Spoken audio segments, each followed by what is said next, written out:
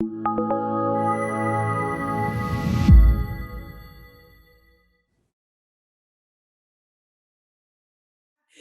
morning. I was so excited. I was ready to jump in.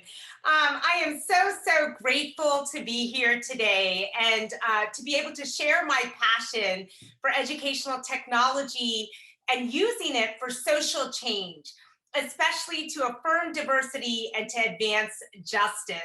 Thank you so much, Leanna, for taking time to introduce me this morning, and to all of our site leaders for the amazing work that has been done over the years and continues to unfold and positively impact communities and schools. I am so grateful. You know, I have been coming to the site conference and participating in one capacity or another for many years now, nearing almost 2 decades, which is hard to believe. And really feel fortunate, especially by the wonderful leadership that site has had over the years, and also our wonderful staff. Sarah Benson, Catherine Mosby. I mean, some of the most beautiful spirits, right? I miss their well-coordinated outfits this year that they always wear at our live conferences. And I can't wait to be back in San Diego next year in person with everyone together. So, endless waves of gratitude to Site 2021. I will just share that this is one of my favorite conferences when we think about diversity and inclusion and inclusive spaces. I find our site conference to be one that is really inclusive in spirit, welcoming to everyone from all walks of life, the ability to be able to connect with folks all over the world. It is just such a wonderful conference, and one that I truly relish and look forward to every year.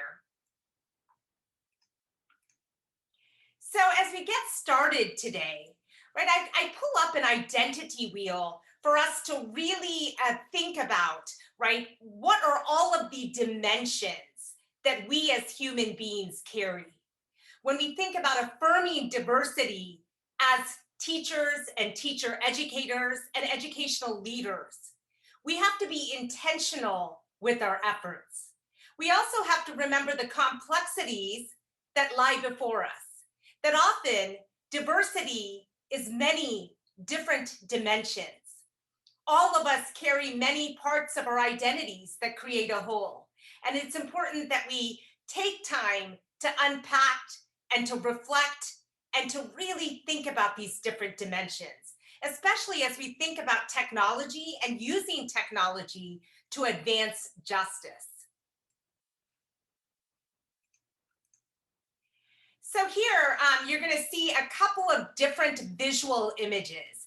And, you know, none of these images are actually perfect, and some have issues embedded within them, right? But I still put this out there for us to be able to reflect, contemplate, and to kind of visually grapple with terminology and concepts that are so essential to work with equity and justice.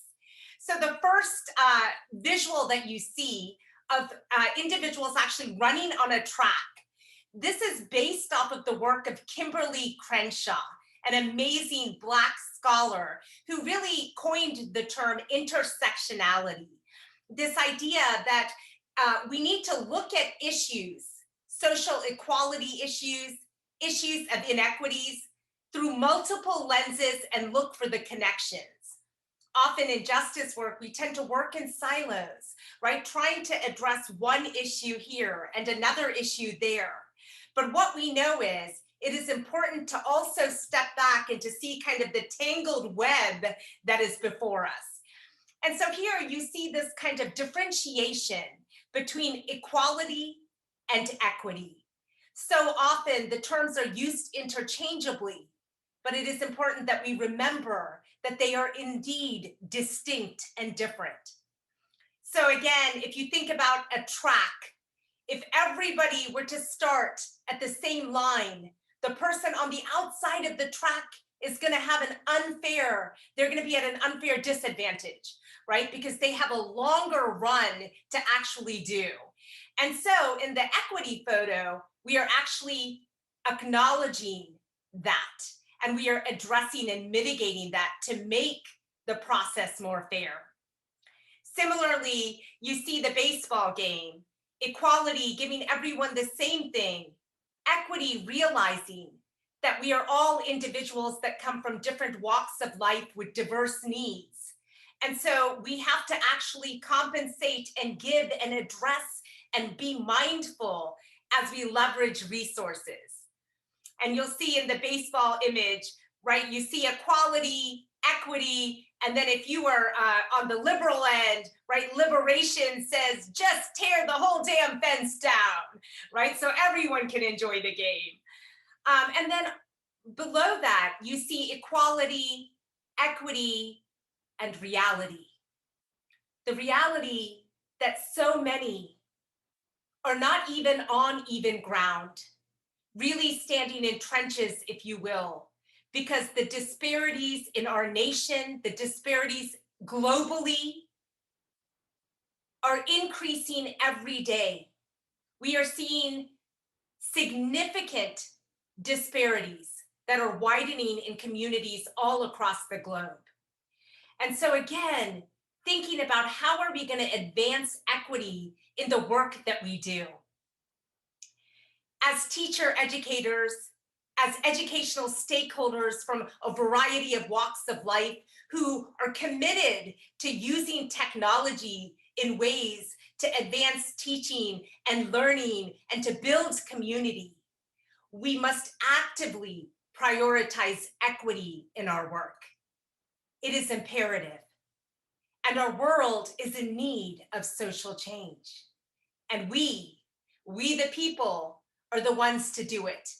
And one thing I know about SITE, I have met some of the most amazing individuals and educators over the years at the SITE conference. Educators who care, educators who are committed to lifelong learning, educators who are committed to mindful action, and to even exploring and innovating in ways that create systemic change. So grateful to be part of this wonderful community. So you see here in our work, as we think about using educational technology for social change, we also have to dig deeper. We have to understand some of the different concepts that are daunting realities in our world.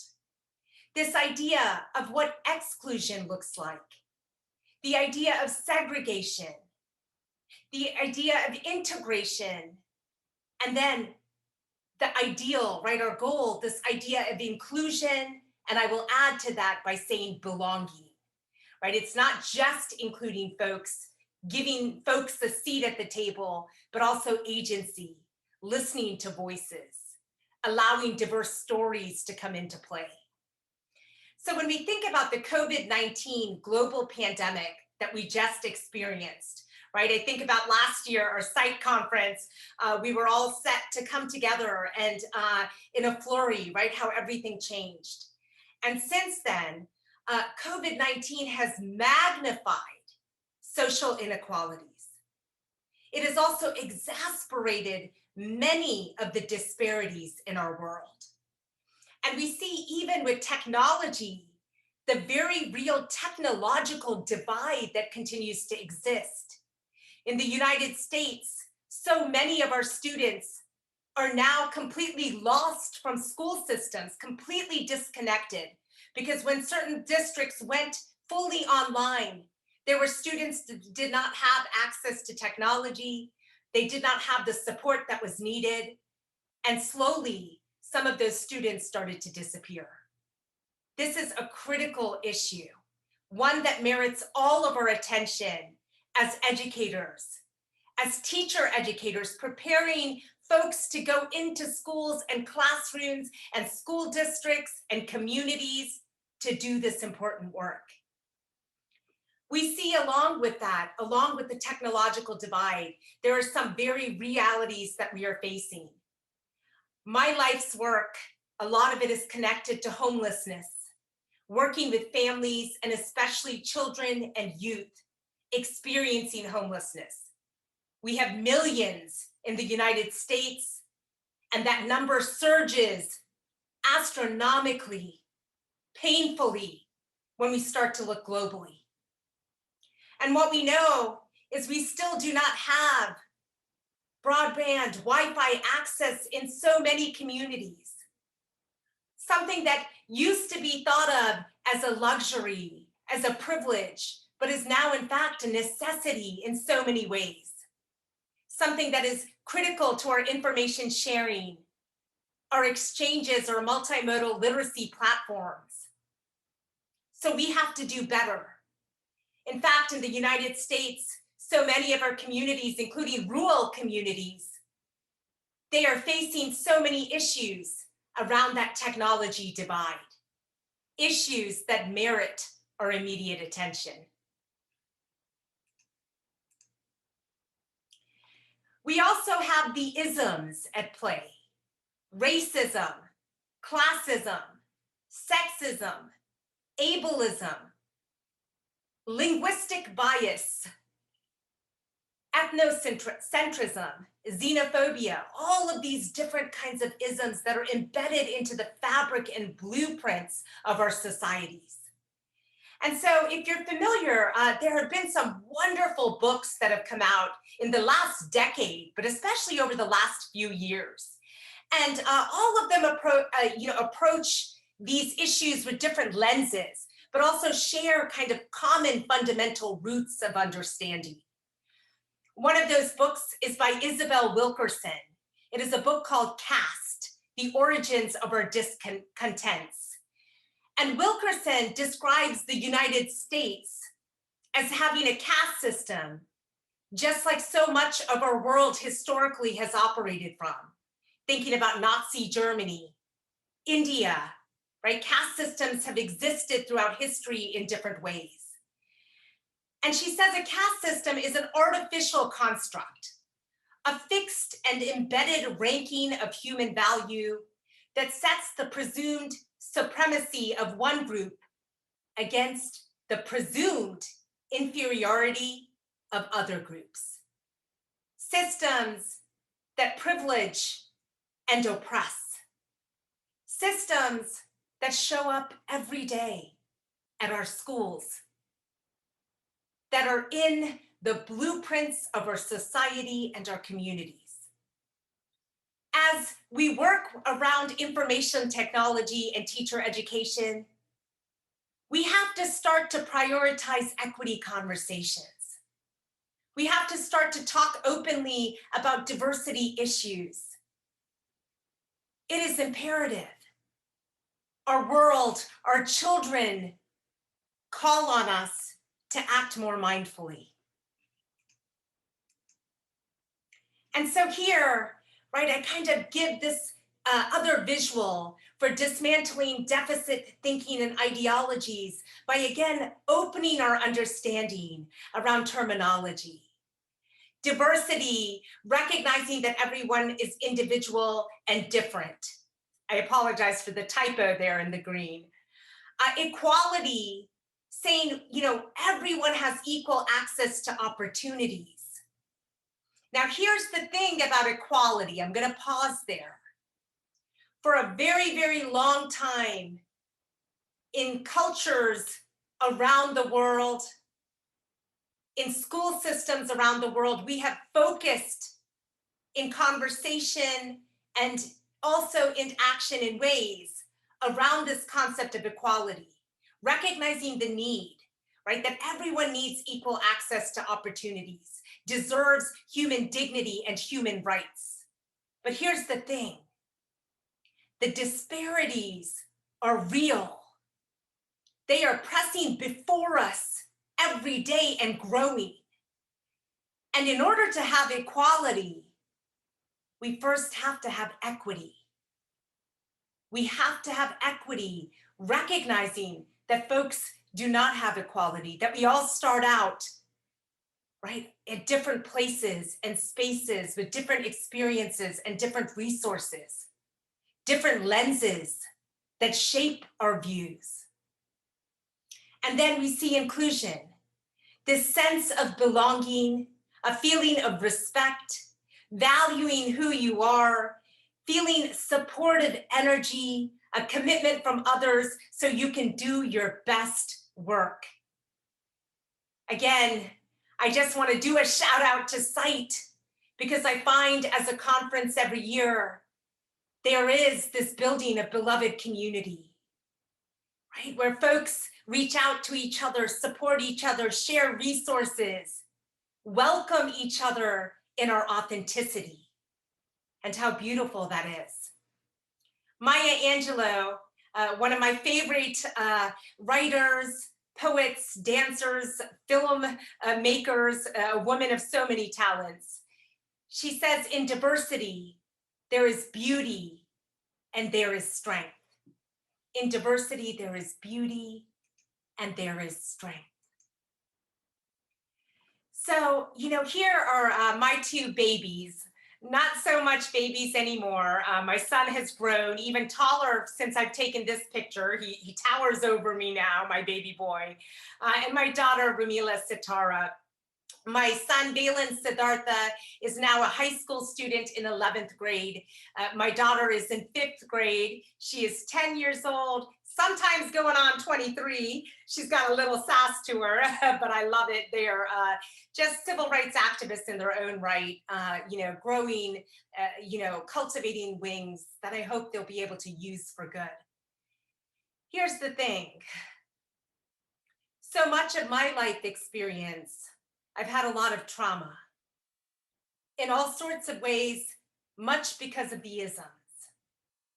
When I was a child living in the United States, and I spent part of my childhood in India, a part in the United States, my grandmother was sick with cancer and we went to go take care of her. So I did schooling there as well in India. But when I was in the United States, growing up in Northern Virginia at the time, our family's house was vandalized with racist remarks. I woke up one day ready to go to school, came outside with my brother, older brother at the time, my younger sister, and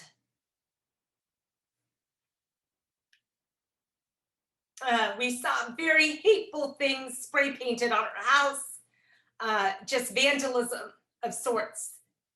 Really, really painful experience. Decades later, here we are. And in 2020, my family, we live in Central Florida. Our house was robbed, vandalized, what investigators would say was a hate crime based on things that were written and destroyed.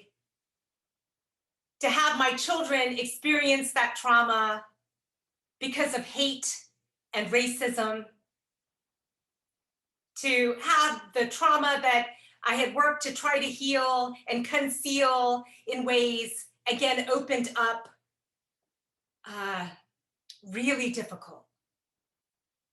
A reminder of how much work we have to do. And for me, educational technology is a beacon of hope.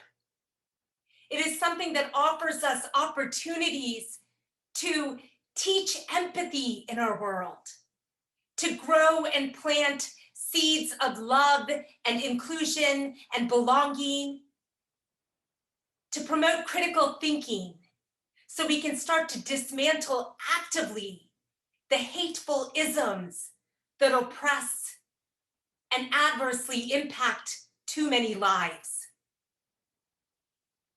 I think about how many, just in the last few weeks, precious lives we've lost around the world because of hateful isms.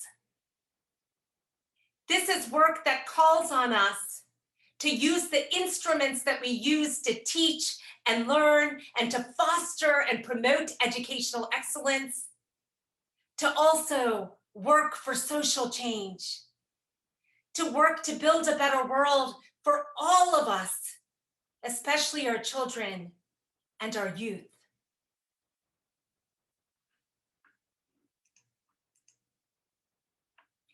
Embracing and affirming diversity. So in the United States, it's interesting that many school districts, we still use the word minorities, and yet minorities are in fact in some places the majority, right? And will become the majority in the US by the year 2050. That is some of the recent estimates that have come out, right? And many communities, again, have made this transition already. So this, again, comes back to us to ask questions. How are we actively affirming diversity in the work that we are doing?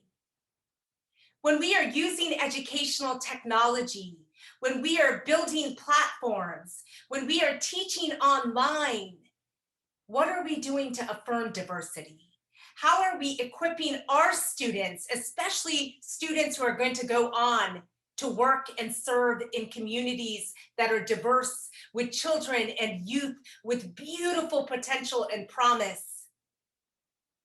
How are we going to make sure that we are equipping them with the skill sets and the lenses and the competencies and the heart that they need to do this work?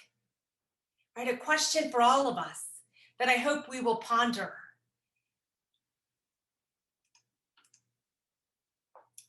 So, for often in education, we see the term achievement gap. From a social justice framework, we rephrase that to the opportunity gap, understanding that all of our children and youth can indeed achieve if they are given access and opportunities. So many of our children do not have basic human rights met. Basic human rights. And this impacts the ability to learn, retain information, shine, and show their skill sets. So we know the US has become increasingly diverse.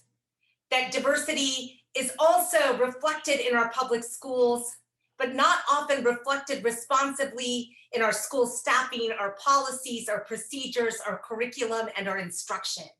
And while I focus that part on the US, I know we have folks from around the world, right? From Milan to Athens and Paris to New Delhi, right? And I will just share that these gaps, opportunity gaps, are unfortunately visible throughout the world.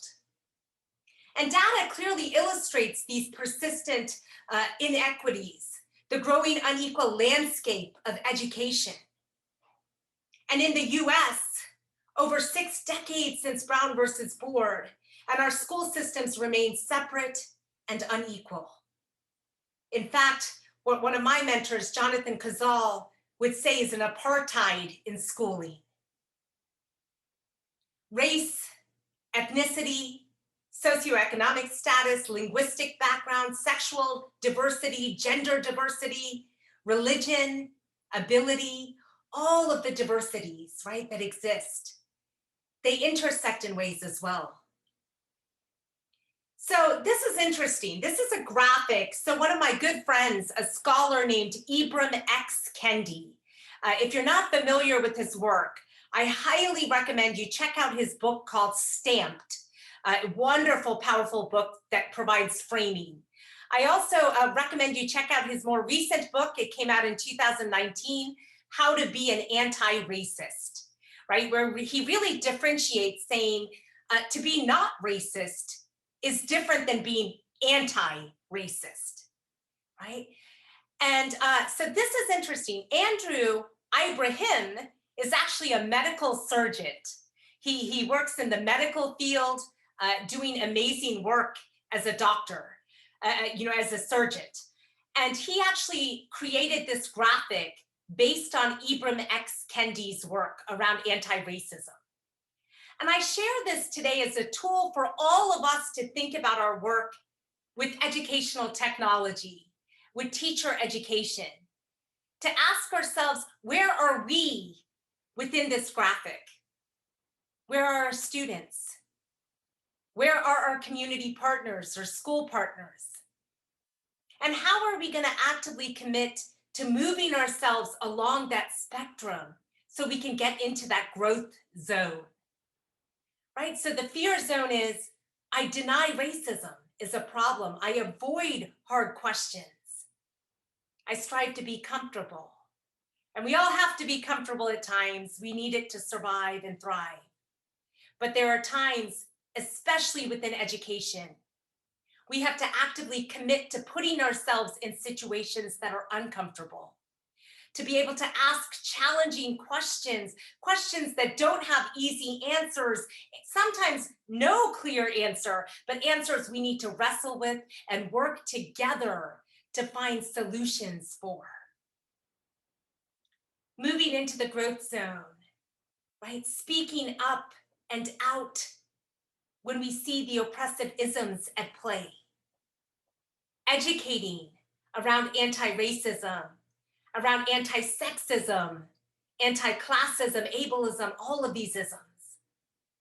Making sure that we are using our power and agency to affirm diversity and to advance justice. So again, I hope this provides good food for thought as we go about this work. And I know SITE has so many wonderful workshops, right? We have a full day ahead of us today, just like yesterday, with so many workshops, time to have meaningful conversations, to engage in critical inquiry. And so I challenge all of us to make sure that we're also talking about equity, asking whose voices are present and whose are not, and how are we going to change that? This is a painting by Michael D. Antuono. And Michael is a phenomenal painter. He actually paints a lot of work that is considered controversial. And he does that with intention. He sees art as a way to push and challenge the world and society. In this particular piece, this piece is called What Makes America Great? What makes America great? And you see a diverse spectrum of individuals, right? And even if you start to look and analyze deeply, notice the Latinx woman next to the LGBTQ young man there, right? Although, right, he could be non-binary, so many different things for us to play with in our minds as we open ourselves up to diversity. But the Latinx woman is wearing scrubs, right? Representing a nurse. Knowing our essential workers during COVID-19, how much they have sacrificed, how many lives we have lost during this pandemic, hopefully calling on us to use our agency for good, to carry their spirits forward. You see a woman with a hijab, you see a Black man, and Antuono, Michael puts him in a hoodie, right, to be symbolic of, in my own community, not far from where I live, we still grieve the loss of Trayvon Martin, right, a young man who was wearing a hoodie who was murdered. So many lives lost. Our Indigenous woman, very interesting, right? If you look at the pattern on her shawl, right, that could also be a representation for education. Education that lives in our bones, in the very start of our nation, in the start of our world, our communities. Education being this wonderful tool that can lead to social change, that can lead and push and affirm and advance social justice, but so often instead works to perpetuate social inequalities. How do we change that? Right? These are questions, big questions. I want all of us to continue to grapple, right, and ask. And I love this, right? They're working together, to build healthier communities, right? And this idea that when we come together, we have collective strength. Thinking about intersections. Right? Poverty is something we cannot not talk about as we think about educational technology. Mahatma Gandhi says poverty is the worst form of violence. Mother Teresa says the most terrible poverty is loneliness and the feeling of being unloved. And I juxtapose these two to remind us, first of all, poverty, just from an economic injustice stance, is full of pain, full of violence that is unleashed on millions of lives every day, including our children and youth. But in addition to economic poverty, there's also social emotional poverty, right? This idea of not feeling loved, not having a place to feel belonging. As a woman myself, outside of many dominant narratives, and especially in a field, higher education, where we still have lack of diverse representation, I am grateful for spaces like SITE, right? Where we work to say, we're gonna work to make people feel that they belong and to give them agency and to allow diverse voices to be shared. Social emotional matters just like economic. For so many of our children and youth, they are missing both. And we have increasing disparities in the United States, and these numbers, again, disproportionately, astronomically, are magnified when we look at a global context. But in the US, we know that it's at its highest in more than a decade, right? Millions of children enrolled in school are experiencing homelessness. And even when we see numbers, we must recognize that they are severely underestimated because of the way we do counts. So many numbers and lives are never captured in the data, right, that we see. Over 4.2 million young adults. And we know, right, that there are social emotional issues, mental health challenges. We have seen higher suicide rates around the world since the pandemic set. Severe anxiety, depression, PTSD. We have to think about these issues. So even as we're thinking about educational technology in our classrooms, are we providing opportunities for our students to use educational technology to amplify awareness and to educate on these critical issues, to help to address these critical issues, including mental health challenges, right? And there are so many ways through vodcasting, right? Through microfinancing that we can actually do this. And are we paying attention to the intersections? Maslow's hierarchy of needs has physiological needs at the base, right? Making sure human rights are met.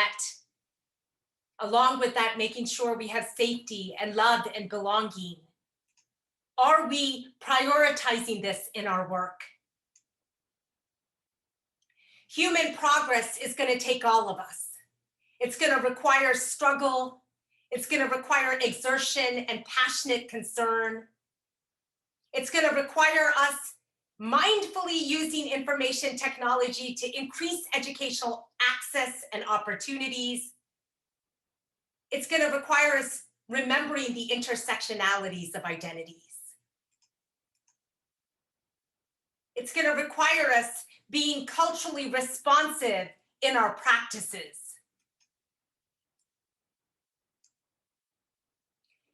Equity and justice are continuous goals and continuous processes. And I know I have very limited time here, so as I come to an end, right, I would just share that we are often in a maze in our schools, in our educational realms, right, trying to navigate a million different issues. Educational technology has the power to advance justice. It can be a powerful force for hope. Look at microfinancing. Look at our apps now with civic engagement. The AACU calls on us to make a pervasive commitment to equity and to inclusive excellence.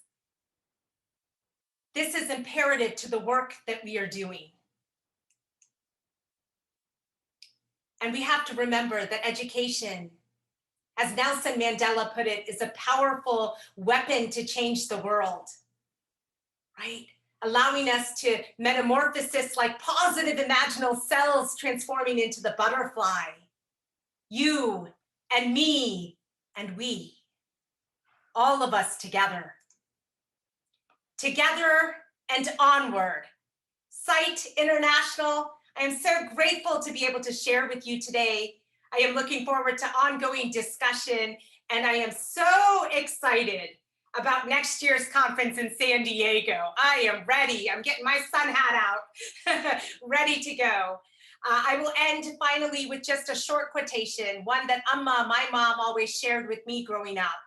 The stuff I shared today is intense and heavy and overwhelming. But Mother Teresa said, I alone cannot change the entire ocean or world, but I can cast a stone across the water to create many ripples. And that is what we can all do, create ripples. And with social and educational technology, let us create waves of change. Onwards together. Namaste.